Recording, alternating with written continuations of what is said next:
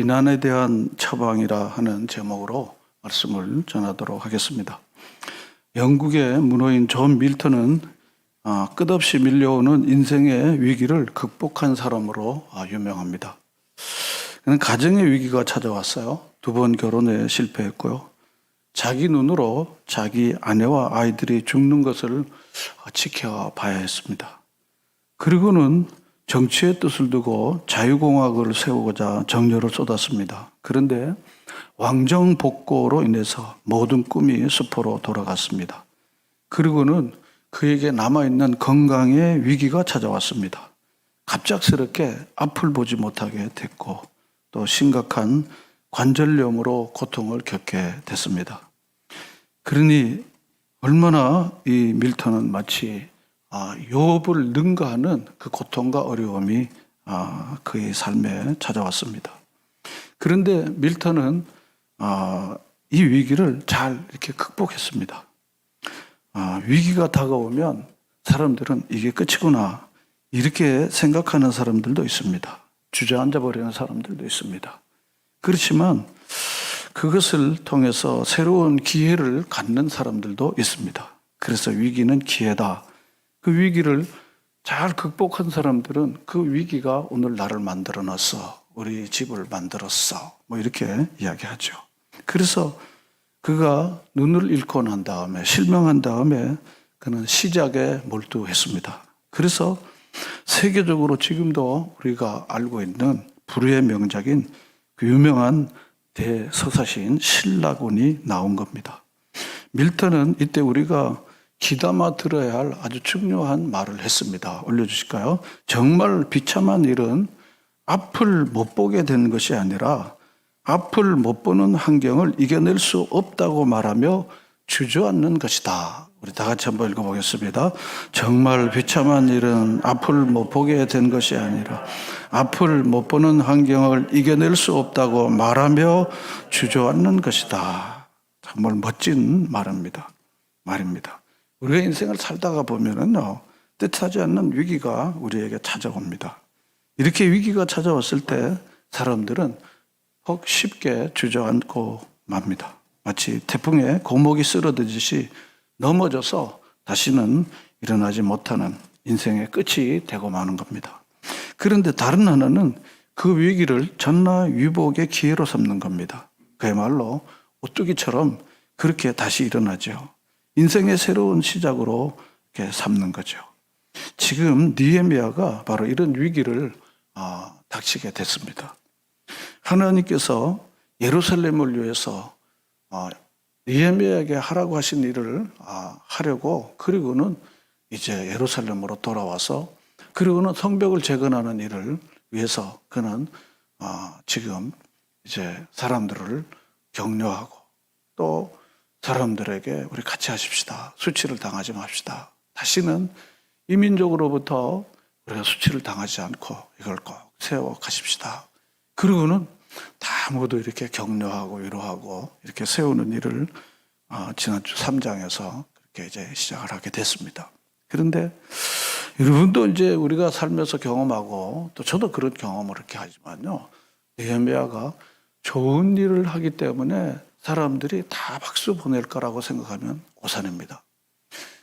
그 일이 좋은 일이지만은 자기와 이해관계가 맞물려 떨어져야만 박수도 보내고 또 그게 자기 이해관계가 부딪히면 그 좋은 일이라도 반대를 합니다. 이게 사람입니다. 아무리 그게 좋은 일이고 노벨상 받을 일이라 해도요. 자기 이해관계가 맞으면은 자기가 좀 참여할 수 있지. 또 자기 이해관계와 부딪히게 되면 아무리 좋은 일이라도 그걸 반대하게 됩니다. 그래서 좋은 일도 반대자가 있고 나쁜 일도 찬성하는 사람들이 주변에 항상 있습니다. 그러니까 세상에 몰입애들만 그렇게 하는 게 아니라 세상은 다 그렇게 돌아간다는 것을 우리가 살면서 많이 느껴요. 지금 느헤미야가 성벽을 쌓는 공사를 지금 이제 계속 본문을 보면요.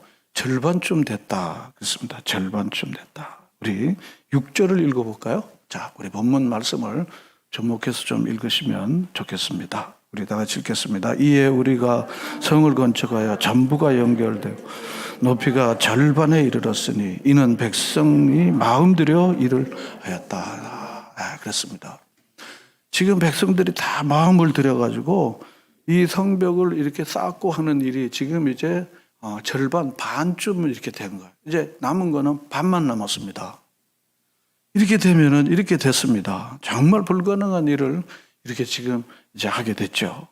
그랬는데 이걸 지켜보던 사람들 중에 거기 토착 세력들이 있습니다. 느헤미야는 바벨론에서 총독의 직임을 갖고 왔고 거기 기존에 있는 토착 세력들이 있었어요. 예루살렘에. 그러니까 포로로 잡혀가지 않고 토착 세력들이 이미 자기들이 고난과 자기들이 거기 힘이 상당히 있는데 이 느헤미야가 사람들에게 자꾸 권면하고 그러니까 그 사람들의 입장에서는 사람들을 자꾸 꼬시고 그래갖고 그렇게 해갖고 이 성벽을 재건하는 일을 하니까 산발랏과 그리고 여기 이 도비아와 또 그리고 아라비아 사람과 암몬 사람, 아스돗 사람 이런 사람들이 이게 지금 좀 화가 나는 거예요. 이게 화가 나는 거야. 여러분 화가 왜 날까 이렇게 생각해 보면요. 그 사람의 내면의 심리를 알아요. 뭐 때문에 이 사람들이 화가 나고 뭐 때문에 이 사람이 속이 상하고 이러는가 보면요. 그 사람의 무게를 알 수 있습니다. 무게를 알아요. 그래서 이 사람이 뭐 때문에 화가 나고 속이 상하는가 보면 이 사람의 소위 가지고 있는 그 신앙과 인격을 우리가 볼 수가 있죠. 그런데 이 산발랏과 도비아 사람들이 소위 말하면 자기들의 세력권 안에 느헤미야 같은 바벨론에서 있던 사람들이 돌아와 갖고 기존 사람들에게 가서 자꾸 우리가 수치를 당하지 맙시다. 우리가 이 성벽을 재건합시다. 그래서 그 말에 동의를 하고 이 성벽 재건하는 일에 다 이렇게 참여를 하게 되니까 여기 기존에 있던 사람들이 아주 속이 상한 거야. 그리고는 이미 이 사람들은요, 느헤미야가 와서 1장에서 둘러보고 그리고 2장에서 우리가 더 이상 수치를 당하지 말고 우리가 다시 이 불탔으니까 우리를 다시 이렇게 재건합시다 하고 2장 17절에 그렇게 했죠. 그런데 이미 이 사람들은요 벌써 이 느헤미야와 그 사람들이 막 움직이니까 2장 10절과 그리고 2장 19절에 보면 이 사람들이 그대로 3장에 나온 이 사람들이 2장에 이미 나타나갖고 이미 나탔던 사람들입니다. 2장 10절을 보면 오른 사람 산발랏과 종이었던 암몬 사람 도비아가 산발랏 도비아 이게 바로 느헤미야의 성벽을 재건하는 일에 비판하고 조롱하고 반대하는 대표적 두 인물이 산발랏 도비아입니다. 따라합시다. 산발랏 도비아. 산발랏과 도비아 이 사람입니다. 저도 계속해서 살피니까 이제 외웠죠. 산발랏 도비아 이 사람들입니다. 근데 이 사람들이 이미 10절에서도 2장 10절에도 겁니다. 또 2장 19절에도 보면 호른 사람 산발렛과 종이었던 암몬 사람 도비아 아바랴 사람 겟삼이 이 말을 듣고 우리를 업신여기고 우리를 비웃어 너희들이 왕을 배반하고자 하느냐. 그러니까 자기 기득권을 침해하는 사람들을 공격하는 하나의 방법은 뭔가 하면 저 높은 왕을 배반하는 일을 한다고 씌워서 그들을 제거하려고 하는 거예요. 우리가 무슨 자기 욕망이나 혹은 자기 욕망에 다로잡혀 있는 사람들이요. 자기 욕망을 터치하는 사람들이 그 터치를 하면요. 왜 내 기분 나쁘게 그렇게 말하지 않습니다. 그것은 교회에 해로운 거다. 그것은 하나님의 영광을 가리는 거다. 이런 식으로 덮어갖고 자기를 묻혀놓고 그리고 그 이름으로 하는 것은 예나 지금이나 같은 방식입니다. 이 산발랏과 도비아가 바로 왕을 배반해서 왕이 군대를 동원하면은 우리 다시 바빌론으로 포로로 잡혀가니까 그 짓거리를 제발 좀 하지 말아달라고 하는데 사실은 내면에 이 산발랏과 도비아가 가지고 있는 소위 내면의 멘탈은 무엇인가 하면은 왜 우리 동네 와갖고 설치냐 이겁니다. 이건 내 밭인데 이게 내 처소인데 이게 바로 지금 이 산발랏과 도비아가 지금 이 느헤미야와 그 일을 반대하는 내면의 동기입니다. 내면의 동기인 것입니다. 그래서 느헤미야는 참으로 곤란하게 됐습니다. 느헤미야가 지혜가 있고 기도하는 사람인데요. 이 사람들을 건드리지 않고 감정을 건드리지 않고 일하고 싶어하는 마음이 없었겠어요? 그렇지 않아요. 느헤미야가 기도하고 하나님이 주신 사명을 했는데 누구를 건드려 넘어뜨리고 누구를 세워갖고 편가르기를 해갖고 하나님 일을 하고자 하는 마음이 있었겠어요? 없었겠어요? 그건 대답할 필요가 없지 않겠습니까? 미련한 사람들은 편을 갈라서 하지만요, 지혜로운 사람, 하나님의 사람이 그렇게 하지 않습니다. 그런데 지금 그럼에도 불구하고 그 사람들이, 2절에 그 사람들이 4장에 지금 성벽 재건이 반쯤 되고자 하니까 이제 본격적으로 본색이 드러나는 거예요. 자, 1절 다 같이 읽겠습니다. 산발랏이 우리가 성을 건축한다함을 듣고 크게 분노하여 여러 사람들을 비웃으며 그랬습니다. 분노, 비웃음. 막 속이 끓으니까 그 다음에는 조롱하는 말을, 비웃는 말을 이렇게 하는 거예요. 조롱하는 말을, 비웃는 말을 하는 겁니다. 뿐만 아니라 3절에 보면 도비아가 또 즉시 또 나타나죠. 왜냐하면 말이 이렇게 짝꿍이 있어야 뭐 말이 되는 거야. 그렇지? 너도 그렇게 생각하지? 자기의 그릇됨을 동의를 얻어가지고 해야 힘을 받게 되고 어려운 순간에는 자기가 빠져나갈 수 있는 구멍이 되는 거야. 이 사람이라는 게 이 죄성이 이렇게 나오는 겁니다. 자기가 하는 말을, 누군가의 말을 빙자해서 얘기를 하면은 자기가 좀 피할 구멍이 있는 거야. 악당이 되고 싶지 않으니까. 이거 예나 지금이나 똑같이 통용되는 겁니다. 자, 그래서 이 암몬 사람 도비아가 떡 나타나죠. 3절 다 같이 읽어볼까요? 암몬 사람 도비아는 곁에 있다가 이르되 그들이 건축하는 돌 성벽은 여우가 올라가도 곧 무너지리라 하더라. 분노하고 비웃는데 도비아는 한 수 더 떨어서 곁에 있다가 그들이 건축하는 돌 성벽은 여우가 올라가도 무너진다. 얼마나 정말 그렇게 조롱하는 이야기가 됩니까? 너들 그렇게 건축하는데 여우가 올라가도 무너지는 거야. 여우가 올라가도 무너지는 거야. 그러나 이것이 바로 이 산발랏과 도비아가 그렇게 한 것입니다. 그런데 이 사람들이 그나마 입이 있고 말이 세니까 사람들이 동료가 많이 생기는 거야. 반은 됐는데 사람들이 굉장히 완전히 이렇게 동료가 많이 생겼습니다. 동료가 많이 생겨서 그래서 12절을 한번 가보겠습니다. 같이 읽어볼까요? 그 원수들의 근처에 거주하는 유다 사람들도 그 각처에서 와서 10번이나 우리에게 말하기를 너희가 우리에게로 와야 하리라 하기로 그랬습니다. 원수들이 근처에 거주하는 유다 사람들도 각처에서 와서 10번이나 우리에게 말한 거예요. 우리 너무 힘들다. 지금 성벽을 건축하는데 이 사람들이 계속해서 자꾸 그러니까 우리는 어쩌라고 이러는 겁니다. 우리는 어쩌라는 거야, 이게. 그러니까 10번이나 와갖고 계속해서 이렇게 하니까 어떻게 할 수가 없다. 우리가 할 수 없다. 이런 것입니다. 참으로 어려운 상황에 처했습니다. 느헤미야는요. 실제로 이걸 우리가 입체적으로 또 평면적으로 보면 알지만요. 느헤미야가 이 왕의 술 맡은 사람으로 굉장히 고위 관리로 그리고 거기 이 어려운 소식에 대하여 그런가 봐.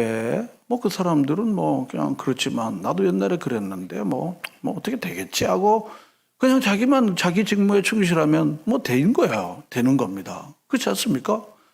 나 옛날에 어려웠지만 그 사람들이 어렵다는데 그런가 봐. 그리고 그 사람은 무슨 죄가 있습니까? 그렇지 않습니까? 나 옛날 어려웠는데 지금 그 사람들이 어렵대. 난 이제 어려운 거 지나갔으니까. 그만이지 뭐. 그렇지 않습니까? 우리가 사는 게 다 그런 게 아닙니까? 그런데 이 느헤미야는요, 그게 마음의 아픔인 거예요. 그게 아픔이에요. 뭐가 아픈가? 뭐 때문에 우리가 아픈가? 이것도 이제 우리 관심인 거예요. 그래서 그 왕에게 이야기를 해갖고, 그래서 출입증을 받았죠. 호위병을 얻었죠. 그 성벽을 재건하는 자재를 다 공급받았죠. 그래서 1000km나 해당되는 그 먼 길을 와갖고 그러고는 조심조심 기도하면서 사람들을 권면하고 우리가 더 이상 수치를 당하지 맙시다.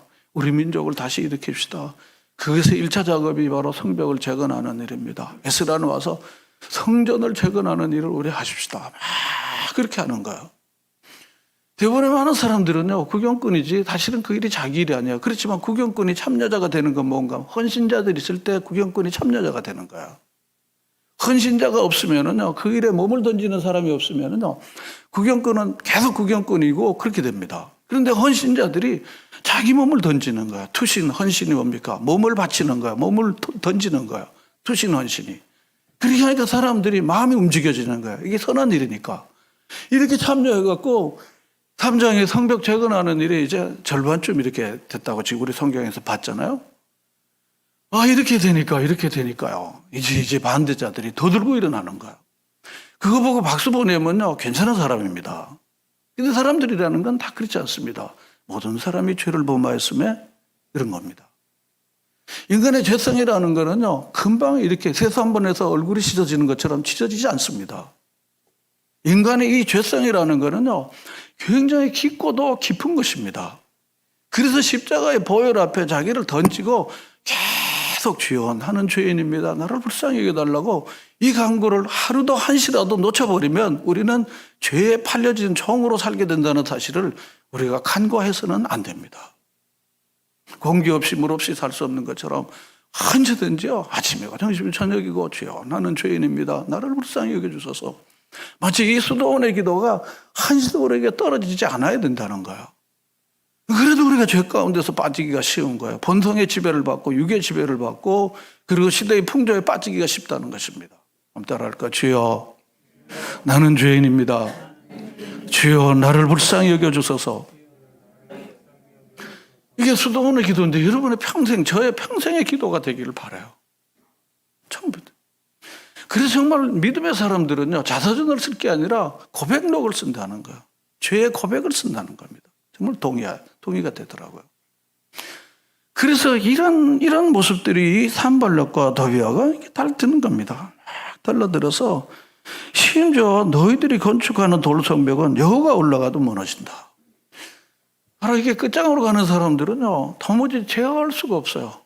그냥 양심이 붕괴되어지고 이미 죄의 노예로 팔려버리기 때문에 죄의 지배 세력인 사탄이 시키는 대로 하는 사람은 무엇이든지 해낼 수 있습니다. 이 사실을 알아야 되는 거야. 사도 바울은 로마서 7장 12절에 죄에 팔렸도다 그랬습니다. 한번 따라합시다. 죄에 팔렸도다. 이게 뭡니까? 하나님이 주시는 이 거룩한 몸을, 하나님이 창조물인 이 몸이 죄 짓는 입으로, 죄 짓는 몸으로, 죄 짓는 태도로 이미 팔려버리게 된 거야. 잘하는 게 죄밖에 없는 거야. 그래서 이 산발락과 도비아 이 앞에서 굉장히 어려운 거야. 동료하고 막 어렵고 그런 거예요. 그리고 더군다나 이 사람들이요, 얼마나 세력화되는지 몰라요. 그래서 낮에 일하고 밤에 들어가는데 밤에 와갖고 이 절반쯤 쌓아놓은 성벽을 다 무너뜨리려고 목작당을 한 거야. 그리고 밤에 와갖고 다 무너뜨려버리면 이게 무효가 되는 거 아니에요. 그러니까 느헤미야는요, 사명자는 더 긴장하게 되는 거야. 에이, 난 모르겠다. 이제 이까지 했으니까 이제 난 모르겠다. 이게 사명자가 아닙니다. 그러니까 느헤미야는 더 힘든 거야. 더 마음이 아픈 거야. 이 사람들이 또 밤에 와갖고 다 허물어뜨려 버리는데 그러면 어떻게? 이제 본문 여기서 말씀에서 우리가 잘 보죠.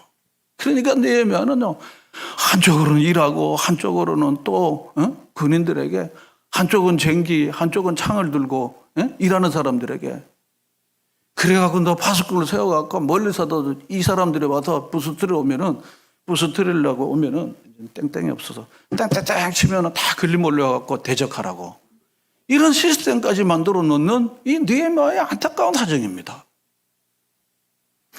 그런데 느헤미야는요, 이 어려운 상황을 어떻게 처방했을까? 이 비판을, 이 저항을 어떻게 처방해서 이걸 이겨냈을까? 저는 오늘 이걸 말씀드리려고 하는 겁니다. 첫째, 우리 올려주실까요? 첫 번째로 느헤미야는요, 하나님께 기도했습니다. 자, 본문 말씀 여기 올리는데 시간 좀 걸릴 것 같습니다.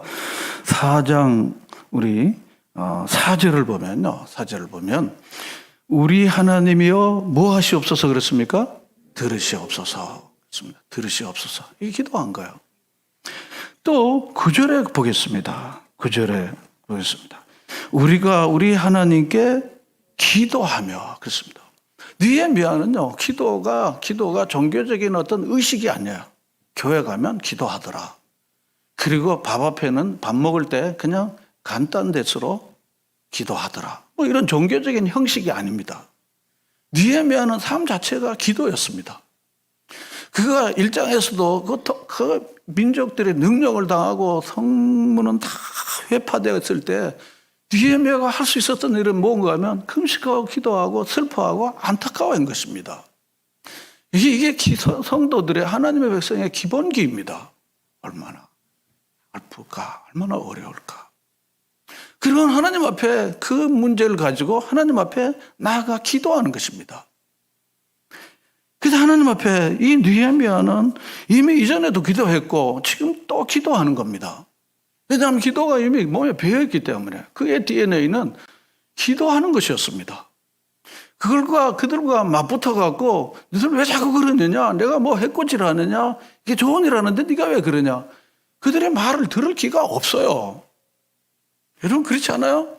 이미 갈 데로 간 사람들은 들을 기가 없으시니까 대신 기도를 하는 것입니다. 여러분 기도는 종교적인 형식이나 혹은 기독교의 의례가 아닙니다. 기도하는 것입니다. 기도하는 것입니다. 그래서 느헤미야는 아플 때에도 기도했고 어려움 당할 때에도 기도한 것입니다. 그 기도의 내용이 무엇입니까? 4절 우리 다 같이 한번 읽어볼까요? 우리 하나님이여 들으시옵소서. 우리가 업신여김을 당하나이다. 원하건대 그들이 욕하는 것을 자기들의 머리에 돌리사 노략거리가 되어 이방에 사로잡히게 하시며. 그렇습니다. 하나님 들으시옵소서. 사실대로 얘기하는 거야. 팩트를 얘기하는 거야. 우리가 지금 너무 업신여김을 받습니다. 그 말씀이 뭡니까? 하나님이 하라고 하신 일을 하는 것 때문에 지금 너무 업신여김을 받습니다. 그러니 하나님, 저들이 욕하는 것을 누구 머리에 돌아가게 해달라고요? 자기들에게 돌아가도록. 저들이 지금 계속해서 조롱하고 분노하고 해방 일을 하는데 그게 저들에게 다 돌아가게 해 주십시오. 돌아가게 해 주십시오. 하나님의 주권을 믿었던 거예요. 하나님은 선악간에 심판하시는 분인 것을 믿었습니다. 하나님께서 하시면 모든 일이 된다는 믿음을 이 느헤미야는 이미 경험했습니다. 여러분 하나님의 능력이 우리가 기도할 때 하나님이 일하시고 하나님은 공의로워서 악을 심판하시고 선한 자들에게 복을 주시는 하나님을 대한 더 확고하고 더 분명한 믿음을 여러분과 제가 갖고 있기를 바랍니다. 그렇기 때문에 느헤미야는 앞서도 어려울 때도 기도했습니다. 그랬더니 왕의 마음을 감동시켜서 출입증과 호위병과 모든 자재를 다 공급받게 된 거예요. 아, 하나님께 기도하니까 하나님이 주시는구나. 하나님이 해 주시는구나. 여러분 기도의 능력들을 기도를 이미 경험하신 여러분들이 기도로 여러분의 상황과 어려움과 비판과 반대를 헤쳐나가시는 여러분들이 되시기를 바랍니다. 절대로 여러분들이 말과 감정으로 대처하면 여러분들이 수치와 부끄러움을 또 당하게 된다는 사실을 기억하십시오. 그래서 이 느헤미야는 저들에게 돌아가게 해달라고. 느헤미야서를 다 살펴보면요, 저들에게 다 돌아갔습니다. 저들에게 다 돌아갔습니다. 에스라 느헤미야는요, 누가복음과 사도행전처럼요, 전편 후편인데요, 에스라 느헤미야를 다 살펴보면 저들이 다 부끄러움으로 돌아간 것을 성경에서 그대로 우리에게 말해주는 거예요. 자, 그래서 이 느헤미야는요, 이 어려움 앞에서 기도했습니다. 여러분, 어려울 때 나의 진정한 도움은 하나님이시라는 것을 믿고 여러분 간절히 힘써서 하나님 앞에 제가 지금 너무 억울해요. 제가 지금 너무 힘들어요. 제가 지금 너무 업신여김을 당해요. 느헤미야가 한 것처럼요. 여러분들도 그렇게 기도를 통해서 이 어려움을 헤쳐나가는 지혜를 얻는 여러분이 다 되시기를 바랍니다. 두 번째로 느헤미야는 어떻게 어려움을 헤쳐냈는가 하면요. 우리 다 같이 읽어볼까요? 맡은 일에 집중하는 것이었습니다. 이런 산발락과 도비아와 그리고 그 7절에 있는 암몬 사람과 아스도 사람들이 예루살렘 성이 점점 증수되어 반sub되고 그 허물어진 틈이 맺고 간다는 을 듣고 심히 분노했다 그랬습니다. 이 사람들이 얼마나 속이 상하고 막 화가 나는지 몰라요. 속이 나는지 모릅니다. 그리고는 8절에 보면 다 함께 꾀하기를 그들이 다 함께 막 도모하고 꾀를 내는 게 예루살렘으로 가서 어떻게 하고요? 어떻게 하고요? 치고 그렇습니다. 예루살렘 성을 가서 전거를 다 그냥 엎어치고 그렇게 부서지고 치고 그것을 어떻게 하자고요? 요란하게 하자고 그럽니다. 요란하게 하자. 막 그렇게 나오는 거예요. 그러니까 이 느헤미야는요, 기도할 뿐만 아니라 너희들은 그렇게 하고 우리는 사명자로 우리는 그냥 일하는 거예요. 우리는 일하는 것입니다. 그래서 구절 말씀을 보면 우리는 우리 하나님께 기도하고 그리고 그들로 말미암아 파수꾼을 두어 주야로 뭘 했습니까? 방비하고 와서 치고 무너뜨리려고 하니까 어떻게 해요? 경비병을 세우는 거예요. 파수꾼은 요즘 말하면 경비병입니다. 경비병을 세워갖고 이 사람들이 못하도록 그렇게 철저한 대책을 세워나가는 거예요. 세워나가는 겁니다. 그리고는 저들이 건축하지 못하게 하고 건축을 망해하니까 그래서 계속해서 이 백성들이 막 힘들고 어려운데 15절을 다 같이 읽겠습니다. 우리의 대적이 우리가 그들의 의도를 눈치챘다 함을 들으니라. 하나님이 그들의 꾀를 패하셨으므로 우리가 다생의 성에 돌아가서 각각 뭘 하는데요? 일하는데. 우리가 그들의 모든 괴락을 알고 방비한 것 때문에 그들이 막 회꼬지를 놓지만은 우리는 방비도 하고 또 일은 계속하고 성벽을 재건하는 일을 계속하는 겁니다. 15절에도 일하고 17절에도 각각 한 손으로 일을 하며 한 손에는 병기를 잡았는데 또 21절에도 보면 우리가 이같이 공사하는데 공사하는 게 일하고 일하는 게 공사가 아닙니까? 또 일하고 공사하고 다 그렇게 해나간 거야 지금요. 여러분 우리가 까딱하면요 누가 반대하고 또 기분 나쁘면 자기 하는 일을 내려놓는데요. 제가 청년 학생들에게 공부하는 애들에 대해 기분 나빠도 공부는 진도대로 하라 내가 그래요. 기분 나빠도 자기가 하는 일을 꼭 하라. 나중에 후회 막십니다. 우리의 삶이 기분에 의존하고 환경에 의존하면요 늘 오르락내리락 하는 거야. 오르락내리락 하는 겁니다. 그래서 기분이 좋을 때도 공부하지만 기분이 나쁠 때도 공부를 하고 또 우리 그리스도인들에게 기분이 좋아도 예배드리고 기분 나빠도 환경이 어려워도 예배드리고 그러는 겁니다. 그런데 기분 좋고 컨디션 좋을 때는 예배드리고 기분 나쁘고 컨디션 나쁠 때는 안 드리고 그러면 그 신앙이 어디로 되겠습니까? 그게 되겠습니까? 그런데 이 느헤미야는요 하나님이 주신 사명자이기 때문에 기분에 의존하지 않고 사명에 의존하는 거야. 나의 사명은 곧 하나님께서 예루살렘을 위하여 나에게 하라고 하신 일이 마음판에 잘 새겨 있는 거야. 나는 이걸 위해서 여기로 온 거야. 너희들이 그런 말 했다고 내가 포기할 사람이 아니야. 하나님이 내게 주신 사명인데 이제 반했는데 남은 걸 내가 해야지. 너희들이 반대한다고 그래서 사람들이 좀 힘들다고 그래서 그리고 또 누가 또 막 이게 조롱하고 막 그런다 그래서 내가 그걸 방비를 나갖고 경비병을 세워갖고 그리고는 내가 그걸 이겨내야지. 거기에 넘어가면 안 되지. 여러분 기분을 쫓으십니까? 사명을 쫓아가십니까? 환경을 쫓아가십니까? 형편을 쫓아가십니까? 하나님이 주신 사명을 쫓아가십니까?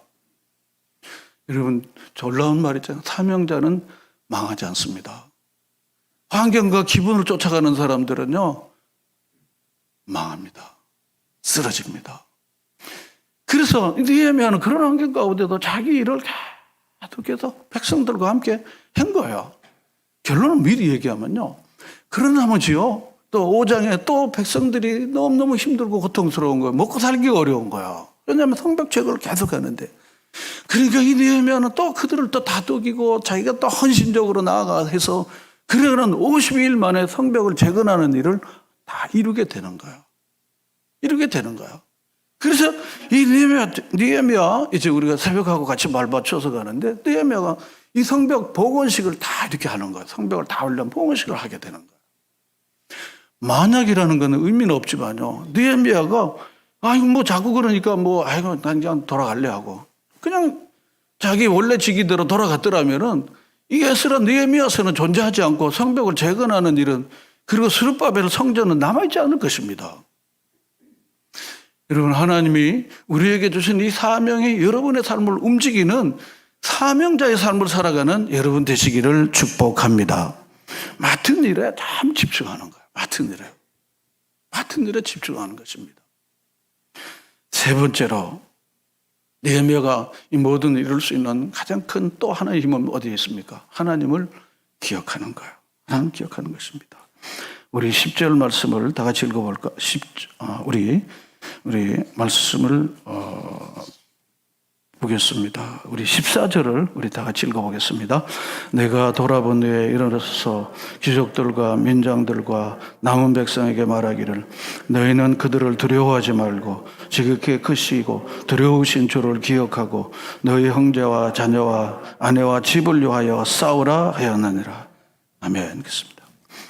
다 돌아본 거예요. 귀족들과 민장과 남은 백성들이 너무 두려웠잖아요. 너무 두려웠잖아요. 혹시나 느헤미야가 이 사람들의 비난과 조롱과 막 공격 때문에 가버리면 우리는 이 사람들 앞에 정말 큰 고통을 당하게 되는데 10번이나 얘기한 거예요. 그런 겁니다.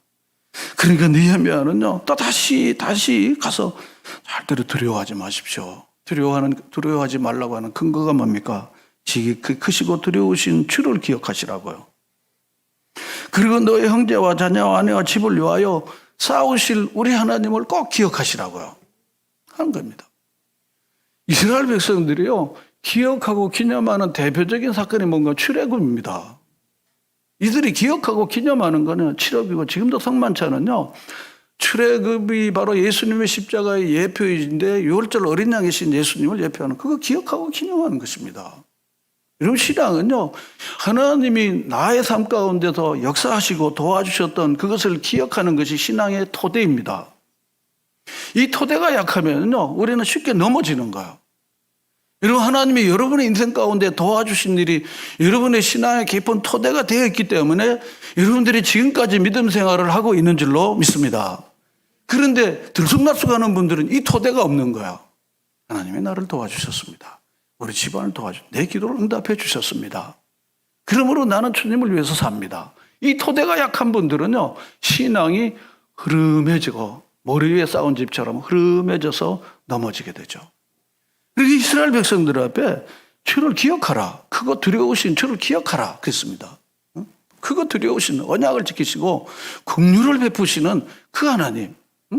반석을 깨트려 물을 주시고 만나를 때맞춰 주시고 불기둥으로 구름기둥으로 그리고는 자기 백성들을 보호하시고 지키시는 하나님.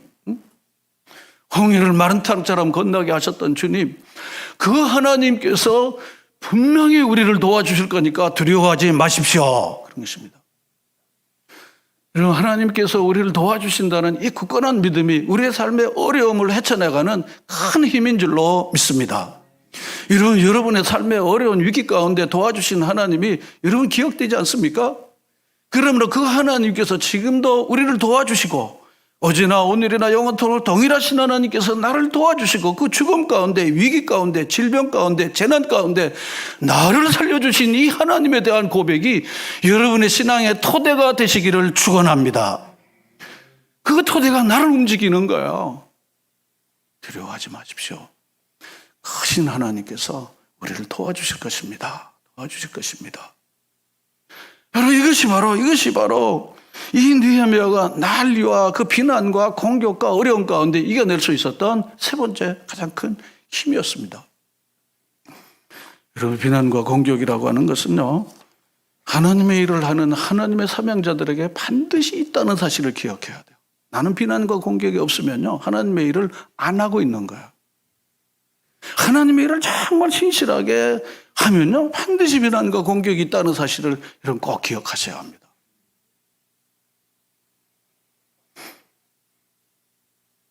누구보다도 짧은 인생을 살아고 가장 비판과 비난을 많이 받았던 분은 예수님이십니다. 마지막 우리 PPT 올려주실까요?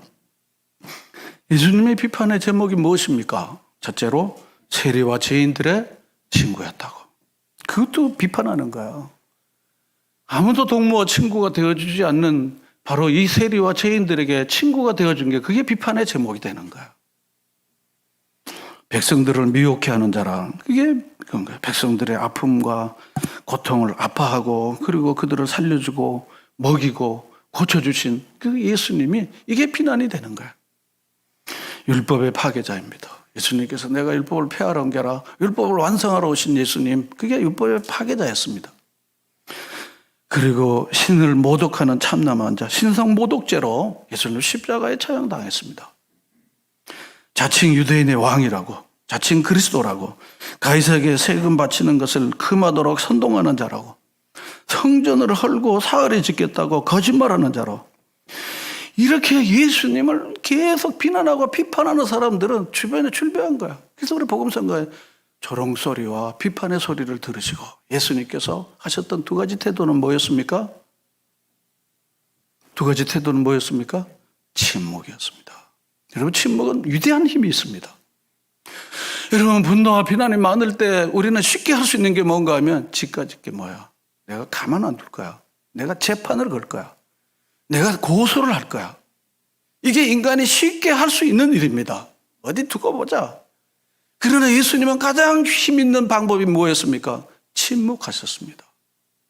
여러분, 우리가 일상으로 생각해 보면 화날 때 던진 말이 평생에 상대방의 가슴에 못을 박아서 사람들에게 잊지 못할 상처를 주는 경우들이 얼마나 많습니까? 여러분, 비난과 조롱을 받았을 때 예수님이 하신 것처럼 침묵의 그 영성을, 어쩌면 요셉이 그 유혹받았을 때 그 자리를 침묵하면서 떠났던 이 떠남의 영성을 우리가 가져야 되는 거예요. 거기서 자꾸 말씨름을 하고 누가 이기냐고 논쟁하고 감론들을 막 이기면요, 사단은 만세 부르고 가정은 무너지고 친구 관계는 깨지고 믿음은 다 무너지게 되는 것입니다. 침묵의 영성을 여러분들이 배우시길 바라요. 그래서 믿음의 사람들은 다 모두 사람들과 학작직을 떠들지만요, 혼자 주님과 깊이 교제하는 시간을 균형 있게 하셨습니다. 그래서 기도도 부르짖는 기도가 있지만은 듣는 기도가 있는 거예요. 침묵하면서 주의 음성을 듣는 거예요.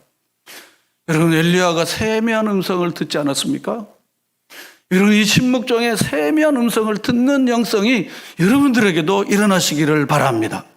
특별히 여러분들, 우리가 많이 경험하잖아요. 화가 나고 막 비난이 오고 공격이 올 때는요, 입이 가만히 있지 않는데 그때 침묵하셔야 되는 거예요. 그때 따지고 싸우면요, 그다음 평생에 잊지 못할 상처를 주게 되는 경우가 있습니다. 두 번째 뭡니까? 기도입니다. 아버지, 저들이 하는 일을 알지 못하오니 저들의 죄를 용서해 주세요. 아버지께 호소한 거예요. 저는 이걸 갖다가 침묵 기도라고 이렇게 말합니다. 오늘 시장 종교가 되어버렸습니다. 떠들썩거리는 게 우리 존재였습니다. 그리고 자기 지식과 자기 주장을 막 펴는 소위 강자의 논리가 바로 우리 신앙이 됐습니다. 예수님은 약한 자의 길을 가셨습니다. 침묵하셨습니다. 그리고 기도라고 하는 그 아주 약한 자들이 하는 푸념으로 여기는 이 기도로 모든 비난과 반대를 이겨내고 결국 십자가를 지시고 부활의 영광으로 우리에게 오신 것입니다.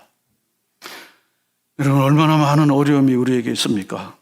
얼마나 많은 반대가 우리에게 있습니까? 느헤미야가 오늘 주시는 교훈, 예수님이 우리에게 주시는 이 교훈들이 여러분과 저희 마음속에 잘 새겨져서 여러분 기도하십시다. 여러분의 일을 변함없이 반대자가 있음에도 불구하고 여러분이 하나님께서 주신 사명자의 길을 온전히 가시는 여러분과 제가 될 수 있기를 바랍니다. 뿐만 아니라 하나님 도와주세요. 주님 기억해 주세요. 우리가 모욕을 당하고 있습니다. 기억해 주십시오. 그 주님께서 결국은 느헤미야를 통해서 하나님의 놀라운 일을 이루시고 조롱하고 비난하고 그리고 해방 놓았던 사람들은 부끄러움으로 돌리시는 하나님의 공의의 역사는 그대로 이루어지게 된 것입니다. 예수님께서 내가 세상에서 환난을 당하나 내가 세상을 어떻게 했다고요? 이겼다 그랬습니다. 여러분, 환난 중에도 이기신 바로 이 느헤미야와 같이 예수님이 우리에게 보여주셨던 이 삶으로 향하여 나아가시는 여러분 모두가 되시기를 축원합니다. 기도하겠습니다. 하나님 아버지, 우리 주님께서 욕을 받으시되 욕하지 아니하고 고난을 받으시되 위협하지 아니하고 오직 공의로 심판하시는 자에게 부탁하시며 자기 몸을 십자가에 지심으로 모든 사람의 죄를 능히 짊어지고 부활의 영광으로 우리에게 다가오셨사옵니다. 하나님, 느헤미야가 숱한 어려움과 비난과 조롱과 그리고 주님 해방 놓는 상황 가운데도 하나님께서 주신 사명을 향하여 나아가고자 기도했습니다. 자신의 일을 그 반대와 비난 가운데도 하였습니다. 또한 뿐만 아니라 하나님을 늘 기억하면서 하나님이 우리를 도와주신다는 사실을 믿고 나아갔습니다. 하나님, 우리가 이 땅에 예수의 삶을 살은 제2의 제3의 느헤미야와 같은 삶을 넉넉히 살아내는 저희가 되게 하옵소서. 하나님, 우리의 말이 어떠한지, 우리의 태도가 어떠한지를 돌아보게 하시고, 하나님 아버지의 긍정과 희망을 말하고 격려와 소망을 주는 사람으로 살아가게 해 주시옵소서. 하나님, 많은 사람들이 하나님 쓰러져 일어나지 못하고 아파하며 육으로 자기의 인생을 어둠으로 가는 일들이 많이 있습니다. 하나님, 우리가 예수의 사람으로 능히 주님, 저들의 죄를 담당하며 저들을 일으키는 자로 살아가는 저희 모두가 되게 하옵소서. 우리 하나님, 이제 우리를 도와 주시옵소서. 우리 주 예수 그리스도의 이름으로 기도하옵나이다. 아멘.